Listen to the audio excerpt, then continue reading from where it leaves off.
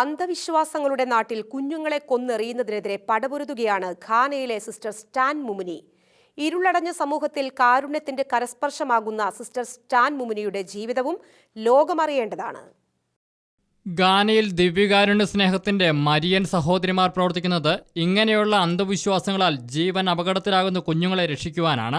അംഗവൈകല്യമോ മാനസിക രോഗമോ ഉള്ളവരെ തിന്മയായി ഇവിടെ പരിഗണിക്കുന്നു. ഒരു കുഞ്ഞിന് സംസാരശേഷിയില്ലെങ്കിൽ അവർ വിചാരിക്കുന്നത് കുഞ്ഞ് ഭൂതങ്ങളുമായി സംസാരിച്ചു കൊണ്ടിരിക്കുന്നുവെന്നാണ്. അഥവാ ഗ്രാമത്തിൽ എന്തെങ്കിലും ദുരന്തം സംഭവിച്ചാൽ അതിന്റെ കാരണം ഈ കുഞ്ഞാണെന്ന് ആരോപിക്കപ്പെടുന്നു. കുഞ്ഞ് ജനിക്കുമ്പോൾ അമ്മ മരിച്ചാൽ നവജാത ശിശു ക്ഷുദ്രക്കാരിയാണെന്നും അമ്മയെ കൊന്നുവെന്നും അവർ കരുതുന്നു.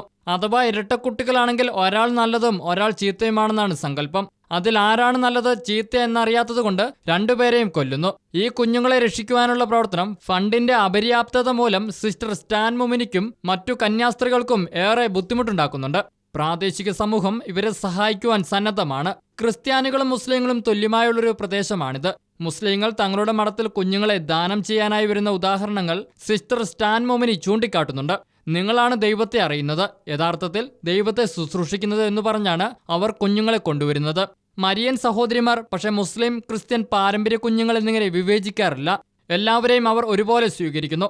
ഘാനയിലെ അജ്ഞത മൂലം വധിക്കപ്പെടാൻ വിധിക്കപ്പെട്ട നിഷ്കളങ്കരായ കുഞ്ഞുങ്ങളെ സംരക്ഷിക്കുകയാണ് മരിയൻ സഹോദരിമാരുടെ ജീവിത ദൗത്യം. ഇവർക്ക് വേണ്ടി സിസ്റ്റർ സ്റ്റാൻ മുമുനി അമേരിക്കയിൽ പോയി സഹായം തേടാറുണ്ടായിരുന്നു. എന്നാൽ കോവിഡ് മഹാമാരി മൂലം യാത്രയ്ക്ക് തടസ്സം നേരിട്ടിരിക്കുകയാണിപ്പോൾ. 10 മരിയൻ കന്യാസ്ത്രീകൾ ഘാനയിലെ കുഞ്ഞുങ്ങൾക്ക് വേണ്ടി നടത്തുന്ന ശുശ്രൂഷയ്ക്ക് ധനസഹായവും നിരന്തരമായ പ്രാർത്ഥനയുമാണ് അവർ അഭ്യർത്ഥിക്കുന്നത്.